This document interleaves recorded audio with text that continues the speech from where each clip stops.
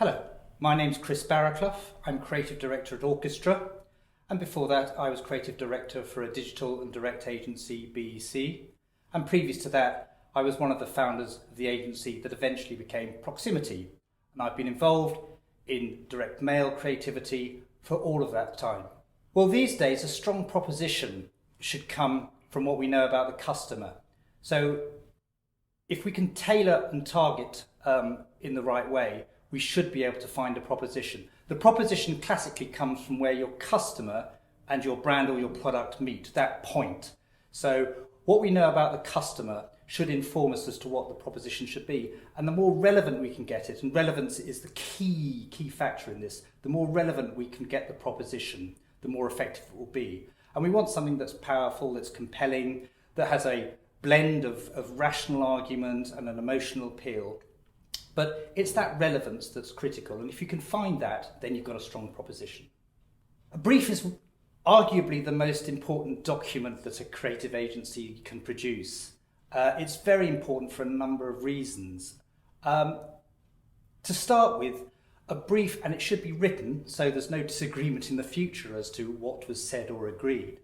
A brief should explain the background to the job, why it's happening now, where it fits in with the rest of the campaign or in the brand story. So a little bit of background. Then it should tell you about the customer.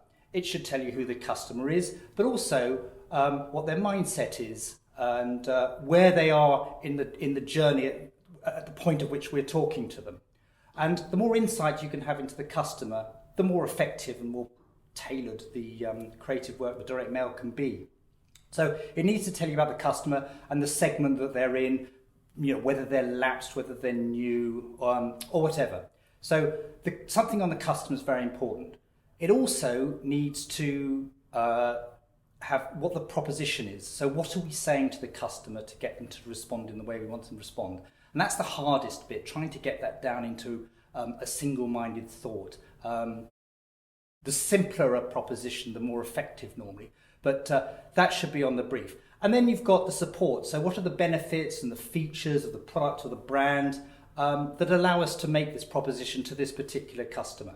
And then after that, the call to action. Now, it may be that we're only thanking a customer, in which case there's no call to action. But in most cases, there will be a call to action. So what do we want people to think, feel and do as a result of receiving this mail?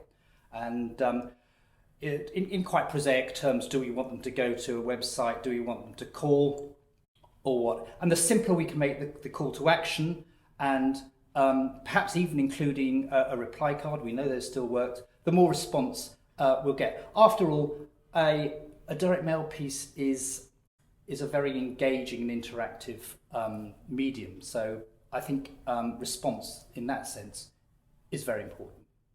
In the past, there were a certain set of rules that were developed that came to be known as the golden rules of direct mail, that were based on the large volume of cold mailings that were sent out in the 80s and 90s and up to the mid-2000s, when we had credit card companies and subscription companies and others mailing millions and millions of units a year. And as a result of that, a set of rules came to pass as to how long a letter should be, how the messaging should flow, what the format should be, how many elements in the pack. It was all very, very tight and supposedly scientific. Those days have gone, and we now no longer mail in such large volumes cold to customers, and nor should we. Now we're mailing to people who we know, who we have a relationship with, and so the whole tone of a direct mail pack should be different. And we use the data to generate interest and relevance rather than having to shout and use these rules. So to be honest, I think most mailings should have an element in them where we personally address a customer.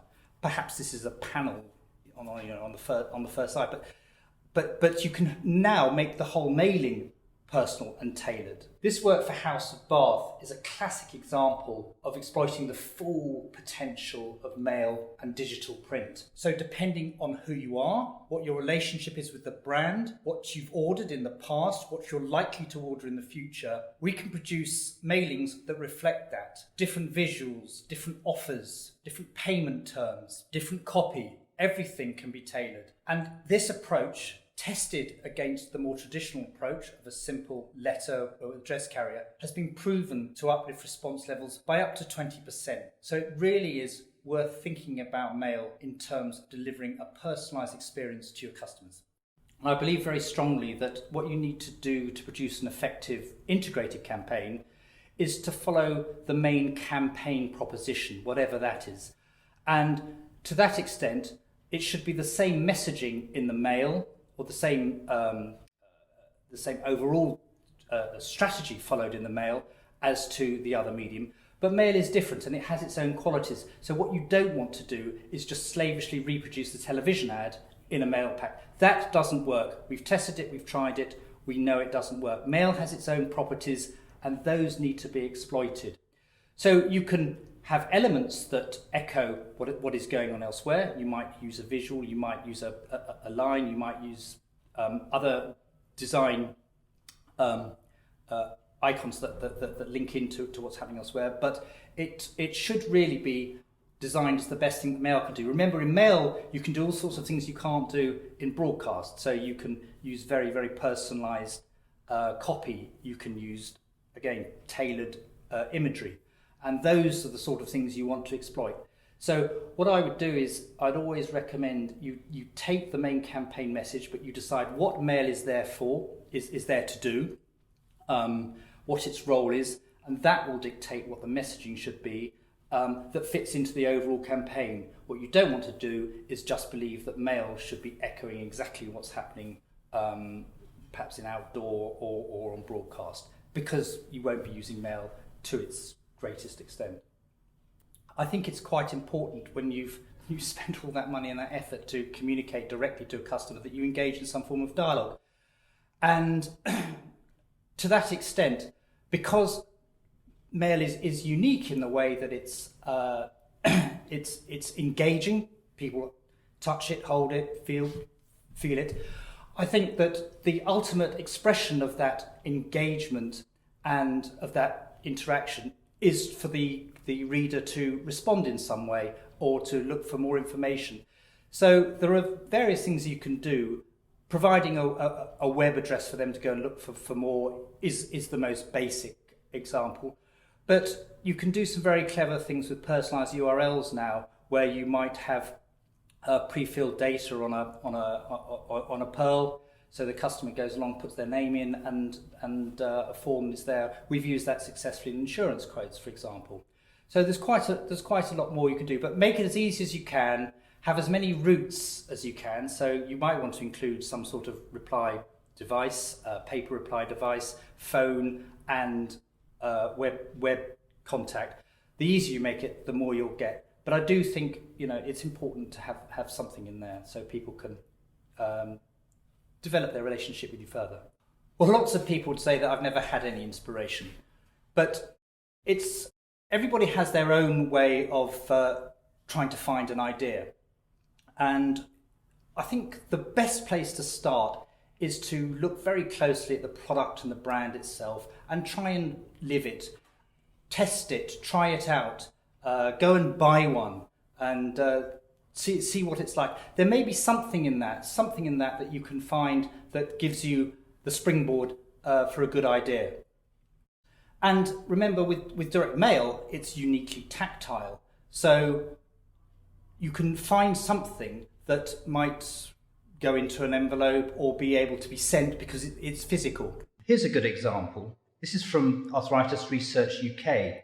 And arthritis is a difficult disease to communicate in many ways. You can't see it. You wouldn't know looking at somebody that they'd got arthritis. And therefore it's difficult to understand what it's like to live with the disease. So what we did here was put in the pack a rubber band, and we asked the recipients, the people who got the pack, to wrap the rubber band around their fingers. Then, to try and do everyday tasks such as ironing or making a cup of tea, opening a milk carton, with the rubber band around their fingers, and they would get to experience how difficult it is living with arthritis. And that brought to life our whole proposition about how hard it is living with the disease. And as a result, this is one of the most effective packs arthritis research ever produced, and it raised a lot of money. What my art director Steve Edwards and myself used to do when we first got a brief was often we'd do something like go to a toy shop, and in a toy shop you'd find all these little things that can be mailed and are quite fun and might give you inspiration either to be mailed out or to take you off somewhere else. Or you can go to a stationer's and have a look for something again that is flat, that can be part of the story. It was always good to try and find something that stood out from the simple letter and brochure that most brands mail. And to that extent, I think you'll find your own way of being inspired. I do think teams are very important. I think working with somebody else helps you develop a better idea and spark off something. The great songwriters from Lennon and McCartney to Morrissey and Marr and beyond were much better when they were together than when they were on their own. And I think having somebody to bounce ideas off is very, very good. Interestingly, we did a survey when I was at Proximity amongst the creative people as to where they got their inspiration from. And tellingly enough, nobody got their inspiration working in the office. It was either on the train home, in the bath, or in the pub, or somewhere else. So you never quite know where it's going to hit you. But if you do need some sort of strategy to follow, it's not a bad idea to do two things. One is to create an idea that you know the client won't buy, because that might lead you somewhere. And you never know, even with a client. They might surprise you and say, yes, we really, really like that. But that'll take you perhaps to places that you hadn't really thought about before. And secondly is to produce several ideas. You'll often find that the first idea you come up with is the best one and the one you run with. But then it's worth parking that, putting it to one side and developing some more, 2 or 3 others. That at the very least will help you determine whether the first idea has any merit or any strength at all. So come up with lots of stuff and just let your mind go, and then begin to whittle it down.